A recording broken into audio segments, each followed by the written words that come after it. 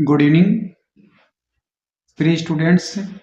आज अपन ये pre board examination class 10th का सब्जेक्ट इंग्लिश का ये एक्सपेक्टेड पेपर है।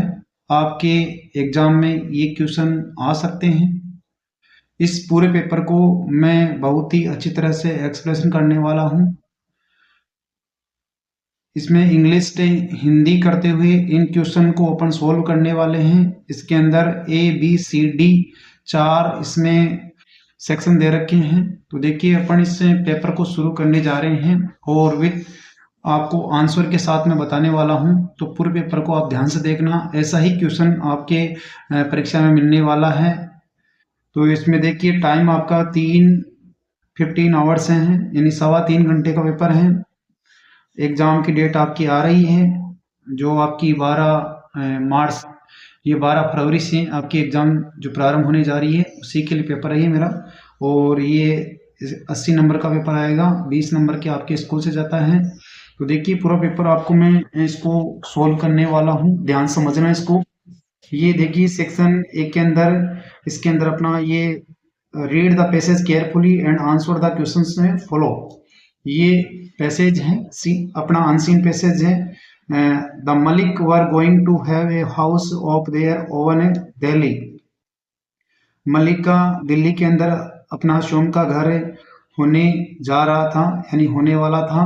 दे had purchased a plot in the most fashionable colony of the city some time एगो।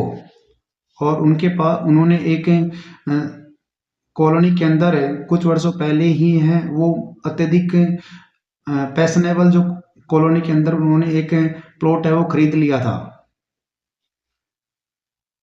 Now that they were posted Delhi in Delhi, अब उनकी नियुक्ति है वो दिल्ली के अंदर उनकी जो पोस्टेड हो गए थे, उनकी ड्यूटी है वो दिल्ली के अंदर कर दी गई थी। They thought that they might have as well as have the house built है, और उन्होंने सोचा था कि वे साथ ही साथ क्या कर लेंगे, घर भी बना लेंगे। Mrs Malik also decided after the completion of the house है, और श्रीमती जो मलिक है उसने भी निश्चय कर लिया था कि घर के कार्य पूर्ण होने के बाद she would stay back in Delhi even if her husband was transfer to another station, कि वह भी दिल्ली में ही रहेगी चाहे उनका पति का स्थानांतरण है वो दूसरे स्थान पर हो जाए। She was sick of their posting, वह उनके इस पोस्टिंग होने के कारण से, उनकी बार बार इस जगह परिवर्तन किए जाने के कारण से वो परेशान थी।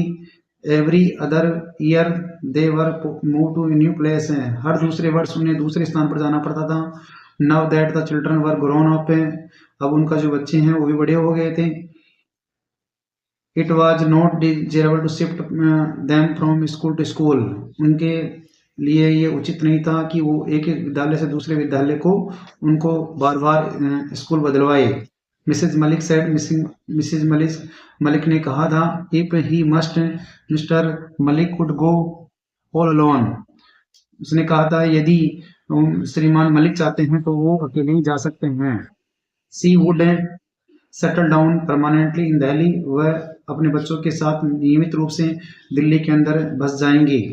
सी would have her mother in law for company, और उनके पास उनकी मदर इन लॉ है जो सास माँ है वो भी उनके साथ साझा करेगी, वो भी साथ रहेगी। Mr Malik had no objection to it, और श्रीमान मलिक को इसमें किसी प्रकार की आपत्ति नहीं थी। अब देखिए इसमें से क्वेश्चन आ रहे हैं, आपके क्वेश्चन बनते हैं इसमें से। तो पहला क्वेश्चन है देखिए, where was the plot situated, यानी जो प्लॉट है वो कहाँ पर सिचुएटेड था। ऑप्शन दिया है इसमें ए के अंदर दे रखा है most fashionable town, most fashionable colony, Delhi, none of these. तो देखिए इसमें से सबसे उपयुक्त देखिए यहाँ पर आंसर दे रखा है मोस्ट फैशनेबल कॉलोनी, तो आपका आंसर हो जाएगा मोस्ट फैशनेबल कॉलोनी, बी आपका ऑप्शन सही होगा। व्हाट वाज मिसेज मलिक टाइड ऑफ, श्रीमती मलिक किस बात से परेशान थी, दुखी थी, तो किसके कारण से थी, अपने बच्चों के कारण से, अपने घरेलू कार्यों के कारण से, ऑल ऑफ दीज और देयर पोस्टिंग, तो यहाँ से आंसर होगा ए, देयर पोस्टिंग के कारण से।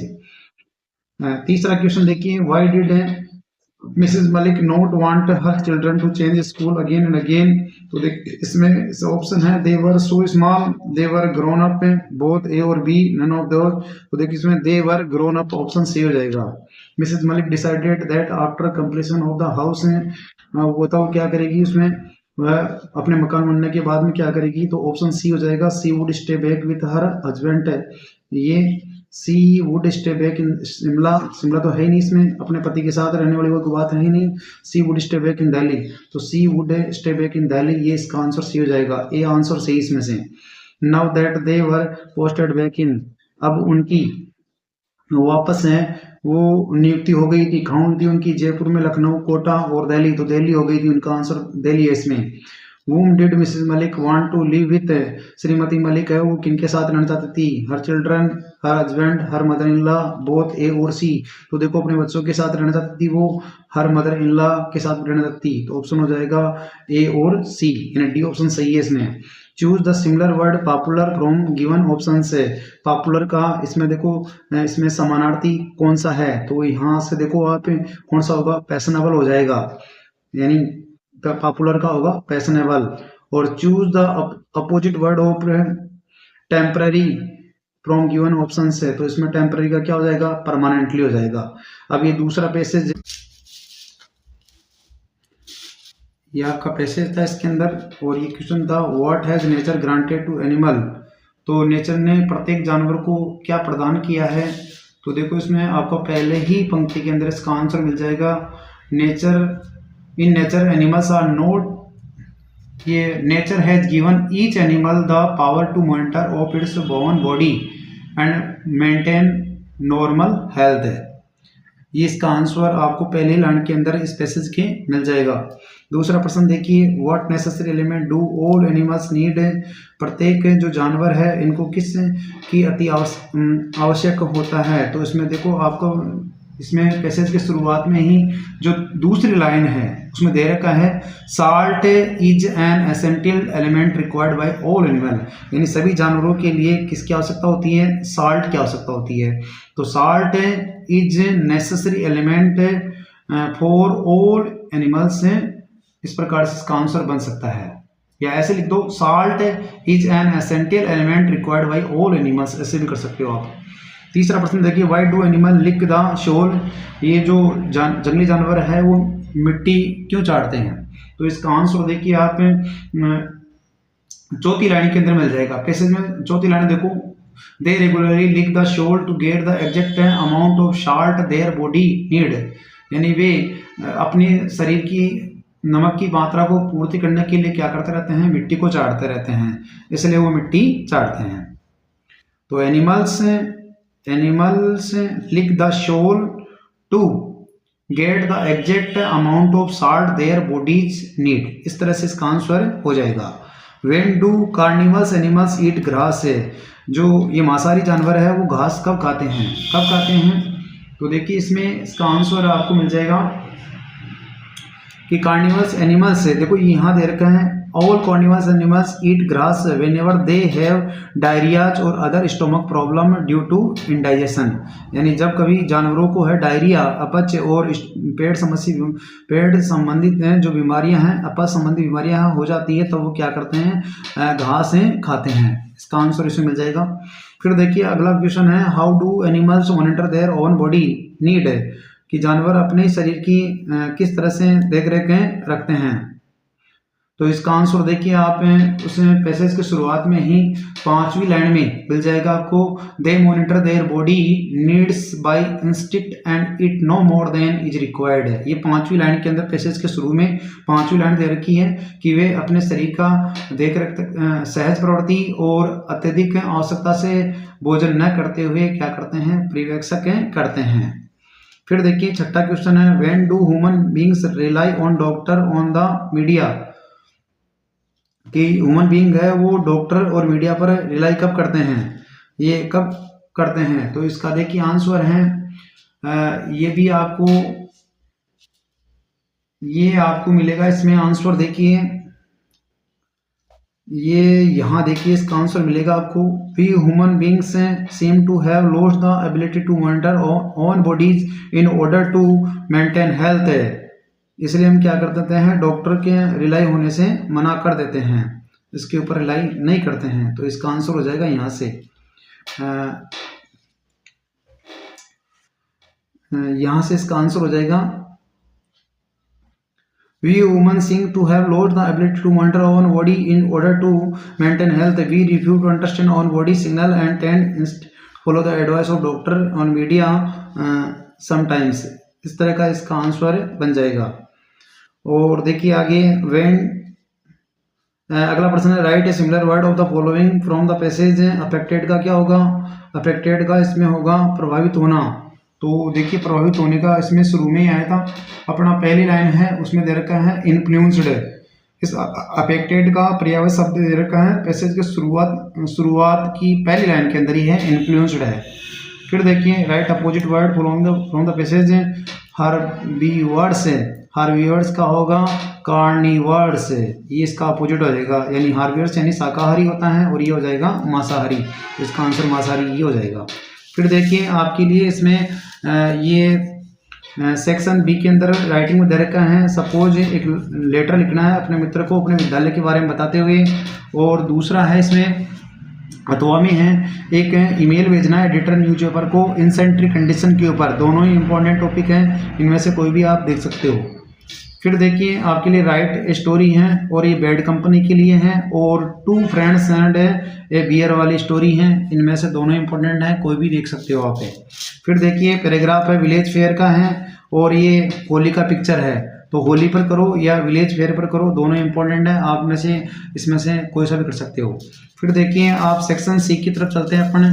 सेक्शन सी में अपना ग्रामर जो पोर्शन आता है उसमें दे रखा है, देखिए सबसे पहला है करेक्ट फॉर्म की बारे में है, यानी टेंस के ऊपर प्रश्न है। तो इसमें देखिए पहचान देखिए आप, इसमें बट से जुड़ा हुआ क्लोज है और इसमें सिंस प्लस पास्ट है, पास्ट वन टाइम एक्सप्रेशन भी दे रखा है। तो टेंस कौन सा हो जाएगा अपना, इसमें देखिए आप प्रेजेंट परफेक्ट है कंटिन्यू टेंस हो जाएगा।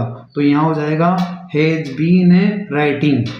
यहाँ देखिए पहचान भी दे रखा अगले ने, इसमें यहाँ देखिए बट है, बट दे रखा, बट से जुड़ा हुआ क्लोज किस टेंस में आता है, और साथ में इसने दे दिया पास्ट वन टाइम एक्सप्रेशन। तो प्रेजेंट परफेक्ट है कंटिन्यू टेंस हो गया, इसीलिए आ जाएगा हैज बीन राइटिंग आ जाएगा। फिर देखिए a kind hearted person never. अब देखो नेवर कहाँ किसकी पहचान है, नेवर किस टेंस में आता है, नेवर आता है प्रेजेंट इंडेफिनिट टेंस में। तो ये हो जाएगा क्या, a kind hearted person never. तो यहाँ हर्ट्स हो जाएगा, हर्ट्स सही इसका आंसर है। फिर देखो Kamlesh for an hour when I reach her house है। अब देखिए यहाँ वेन से जुड़ा हुआ दो क्लोज हैं, वेन के बाद में दूसरे में पास्ट इंडेफिनिट टेंस है, और इधर देखो फोर प्लस है पास्ट वन टाइम एक्सप्रेशन दे रखा है, मतलब यहाँ दो पास्ट टाइम एक्सप्रेशन आ रहा है, एक इधर आ रहा है। तो यहाँ कौन सा हो जाएगा, पास्ट परफेक्ट है कंटिन्यू टेंस हो जाएगा। तो यहाँ पर दोगे आप हैड बीन स्लीपिंग कर दोगे। फिर देखिए अगला देखिए हरी अप है, लुक लिसन डोंट शाउट से प्रारंभ होने वाला सेंटेंस किसका होता है, प्रेजेंट कंटिन्यू टेंस का होता है, इसलिए यहाँ आ जाएगा एवरीबॉडी के बाद में इज वेटिंग हो जाएगा, इज वेटिंग आ जाएगा इसमें। फिर देखिए अगला है नन ऑफ यू, ये है सब्जेक्ट वर्ब कनकोड वाला पर्सन। तो नन ऑफ यू मतलब सब्जेक्ट क्या हो गया, यू के अनुसार वर्ब नहीं आएगी, नन के अनुसार आएगी, यानी सिंगुलर सब्जेक्ट वर्ब आएगी इसमें, क्योंकि अपना ये ओ के पहले आने वाले सब्जेक्ट के अनुसार वर्ब आती है, तो ये सिंगुलर ही है, इसलिए यहाँ पर हैज आ जाएगा। दूसरा देखिए your father as well as you.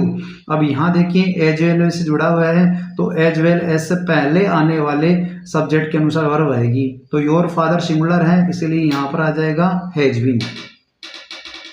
फिर देखिए अगला है the milk is very hot she can not drink it है, इसमें ट्रू और टू का प्रयोग करना है, यानी कहने का मतलब आपको क्लोज बनाना है, क्लोज रिलेटिव जो प्रोनाउन अपना आता है उसका पर्सन है ये। तो इसमें देखो जोड़ी आप है, the milk is too hot for her to drink it, इस प्रकार से इसको जोड़ देंगे। फिर देखिए अगला पर्सन है the forest was full of wild animals we went through it. तो इसमें आप देखिए द फॉरेस्ट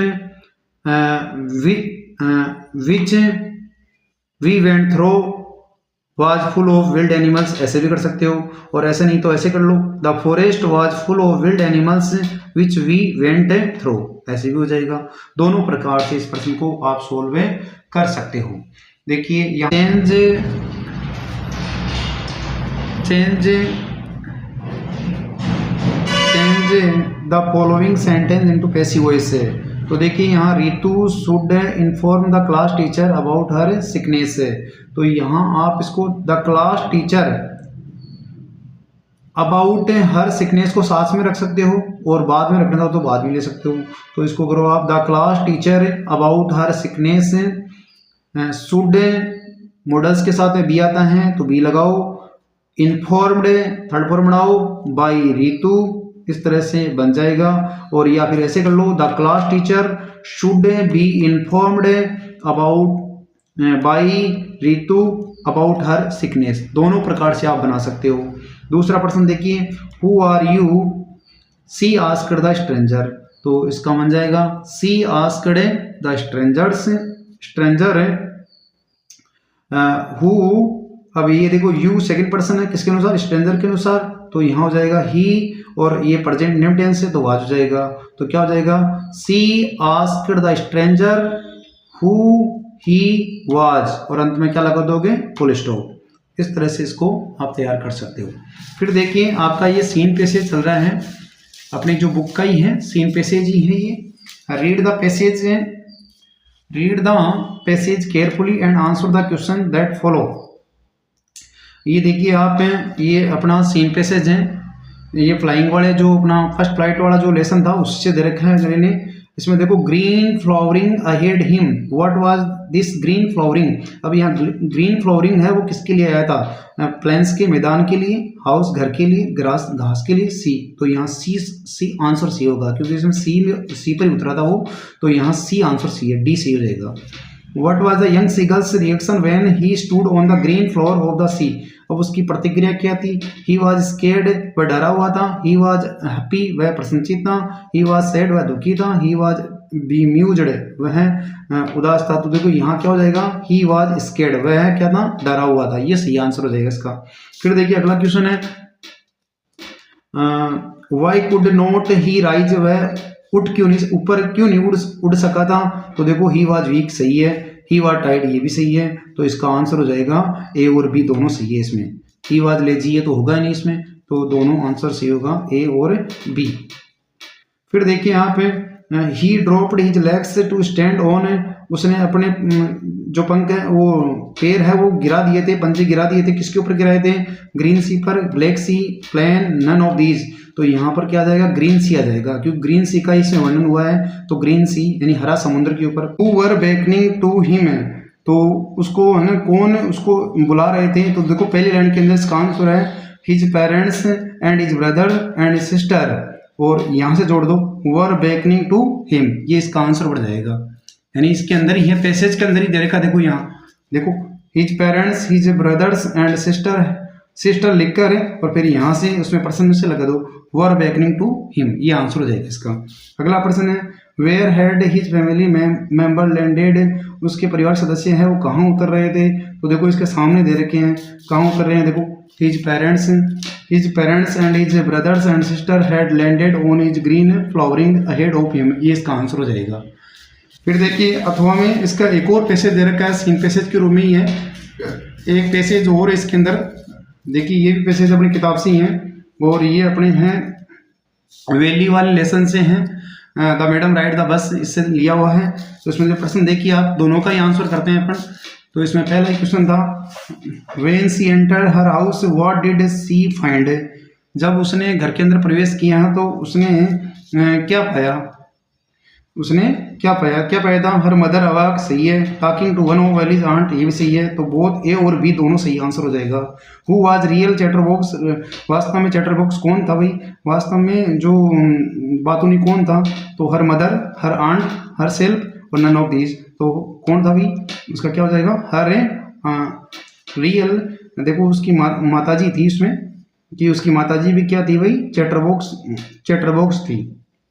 यहाँ लिखा हुआ है इसके अंदर देखो, यहाँ one of the south state this aunt was real chatterbox, तो कौन है यहाँ, उसकी आंटी है, माताजी नहीं है इसमें। आंसर क्या हो जाएगा इसमें, उसकी आंट है, तो बी ऑप्शन सी हो जाएगा इसमें। Yes you are right, who said these word, हाँ तुम सही हो, ये शब्द किसने कहे थे, किसने कहे थे, हाँ तुम सही हो।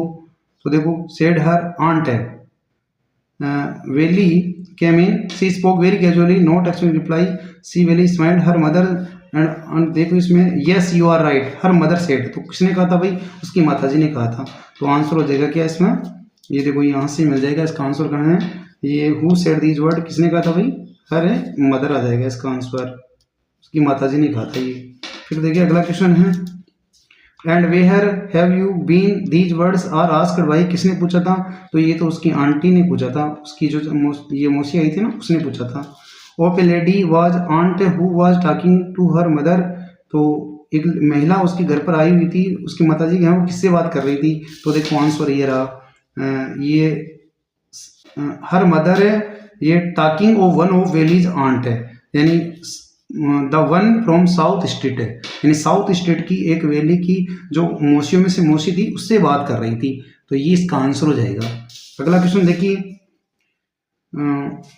What did her aunt ask Valli when she came in, जब वह वेली अंदर आई तो उसकी मौसी ने उससे क्या पूछा था, क्या पूछा था उसने, देखो उसका पहले ये रहा where have you been said her aunt when Valli came in, ये इसका आंसर हो जाएगा, इसी में दे रखा देखो आंसर इसका ये रहा, and where have you been said her aunt when Valli came in, जब वेली अंदर आई तो उसकी मौसी ने उससे पूछा कि तुम कहाँ गई हो, कहाँ से आई हो, इस तरह से प्रश्न उसने किया था, तो इसका आंसर हो जाएगा ये। फिर देखिए ये क्वेश्चन है, कुछ इंपॉर्टेंट क्वेश्चन है, इनको भी देखिए आप, जैसे इसमें क्वेश्चन देखो आप कौन सा, ये अपना 12वां प्रश्न देखिए, इसमें 12वां प्रश्न दे रखा है, देखिए इसमें answer any 3 of out following question about 20-30 word each है, तो ये आपको इसमें क्वेश्चन दे रखा है, lunch of card the post office employ, bunch of crooks, why important question letter to God से हैं, फिर what is the Chinese legend about tea और आसाम वाले से हैं, what was Valli's favourite pastime important question है, where did the Buddha give her first sermon and where did it reflect है, तो ये 4 प्रश्न हैं, इनमें से 3 को करने थे, इंपॉर्टेंट क्वेश्चन है, इनको याद करना। फिर 13 में देखिए, what do you know about Coorg और कोडागू, और how did otter create nuisance on the plane, ये दोनों में से कोई भी कर सकते हो आप हैं। फिर 14वां क्वेश्चन देखिए आप, 14वें में आपको है answer any one, why did Lomov want to marry Natalya immediately, describe Lomov first meeting with Natalya, दोनों में से कोई भी। स्टेंजा दे रखा है, इसमें स्टेंजा में से क्वेश्चन है, इनको आप आंसर दे सकते हो। देखिए what does the poet call the Bengal tiger, किसको क्या कहा था उसने, noble beast, wild beast, carnivals animal, तो ए और बी दोनों सही हो जाएगा, उसने है ना कवि ने इनको, इसने बंगाल टाइगर को नोबल बीस्ट भी कहा था और विल्ड बीस्ट भी कहा था, दोनों सही है। When can one know that one is a front of Bengal tiger, तो अपन जान सकते हैं किस तरह से, उसकी जो ये ब्लैक स्ट्रिप येलो ग्राउंड है और जैसे ही वो देखता है वो आपको क्या करता है, आपको खाने लग जाता है, तो इस प्रकार से पहचान कर सकते हैं। What does avoid about the appear of Bengal tiger, किस तरह वो दिखाई देता है, इसके बारे में इसमें दे रखा है। सम टाइम में जो noble natural best greets to you, ये इस तरह से अपने इसका आंसर बना सकते हैं। अगला देखिए, फिर एक और इसमें स्टेंजा दे रहा है, देयर इज लैंग्वेज, वो अपनी अमांडा से दे रखा है, तो who is sole inhabitant, who is sole inhabitant, कौन है जी, अमांडा है, मरमिड है, बोथ ए और बी हैं, नन ऑफ दीज, तो इसमें कौन थी भाई, ए और बी दोनों ही हो जाएगी, दोनों के लिए आया था इसमें। How is the life of a mermaid in the sea, किस तरह का जीवन होता है, तो इसमें दे रखा है A sole inhabited is mermaid drifting blissfully, इस तरह से इसका आंसर बना सकते हैं। On the basis of these lines in the word and the thing of mermaid, इस तरह से इसमें से आपको पढ़ते हुए इससे अमांडा के प्रश्न तैयार कर सकते हो। फिर देखिए 16वां क्वेश्चन है, इसमें 16वें के अंदर दे रखा है answer any 2 out of following question about 20-30 word, तो a ball is easily available expensive thing then, इस प्रकार 3 प्रश्न दे रखे। What does the poet compare the fog और लिटिल कैट स्पिट, और what are the any views of external beauty, इन तीनों में से आप कोई 2 का प्रश्न का आंसर दे सकते हो। 17वां प्रश्न देखिए आप, इसमें 17वें में क्या है, answer any one of the following question about 60 word, describe few character of chameleon, और why why the dragon considered as holy dragon, इन दोनों में से कोई भी पर्सन इंपॉर्टेंट पर्सन है भाई। फिर 18वां देखो, write the difference between osable और मैक्स के बारे में है। और why does Holland M B get angry when anyone talks about honour of with among thieves है, ये इंपॉर्टेंट क्वेश्चन है। Why do Bolly parents accept December's marriage proposal, ये बोली बड़े से हैं, इनमें से कोई भी 2% कर सकते हो आप। फिर 19वें में देखो, what did Ebright find about the starling bird है, ये साइंटिस्ट वाले से हैं। ड्राई कैरेक्टर्स के जो the book that saved the earth से आप बना सकते हो, दोनों इंपॉर्टेंट है। फिर 20वें में देखिए आप क्वेश्चन, चूज द करेक्ट है, choose the correct answer. What did the dog about food है, ट्रायम्फ ऑफ सर्जरी से हैं। तो इसमें the last ones will be liable to have competitive for the left और वुड, ये इसका आंसर हो जाएगा, ए वाला सही इसमें। The two boys skate in surprise in the fresh muddy imprint two pair of, क्या था उसमें, bare pit shoes tyres none of the, तो इसमें बेयर पिट वाला आंसर सही हो जाएगा। How many tiny gold spot does a monarch pupa have, तो इसमें कितने हो जाएंगे, इसमें 12 आंसर हो जाएंगे। फिर why did the girls laugh at बोली, क्यों सता उसने, at her dress, her looks, at her stemming, all of these, तो ये सारे सही थे। उसके ड्रेस के ऊपर भी कर रहे थे, हर लुक्स पर भी कर रहे थे, और उसकी हर स्टेमिंग के कारण से, हकलाने के कारण से हो रहा था। ऑल ऑफ द, ये सारे हो जाएंगे इसमें। Who is the sergeant of the crew, कौन था इसमें, तो सार्जेंट कौन था इसके अंदर, सार्जेंट ऊप था इसके अंदर। तो इस तरह से ये पूरा पेपर अपना हो जाता है। और ये यदि पेपर आपके स्टैंडर्ड के अनुसार हैं तो अपने मित्रों के साथ भी शेयर करना, इसमें से अवश्य आपको 60% पर्सन मिलने वाले हैं, इम्पोर्टेंट पेपर है, आप इसको ज़रूर अपने मित्रों के साथ साझा करना। यदि मेरा ये कॉन्सेप्ट अच्छा लगा, ये मेरा एक्सपेक्टेड वाला जो क्वेश्चन पेपर सोल्व वाला तरीका अच्छा लगा, तो अपने मित्रों के साथ शेयर करना और मेरे वीडियो को लाइक करना, कमेंट करना। मिलते हैं अगली वीडियो में। जय हिंद, जय भारत, थैंक यू।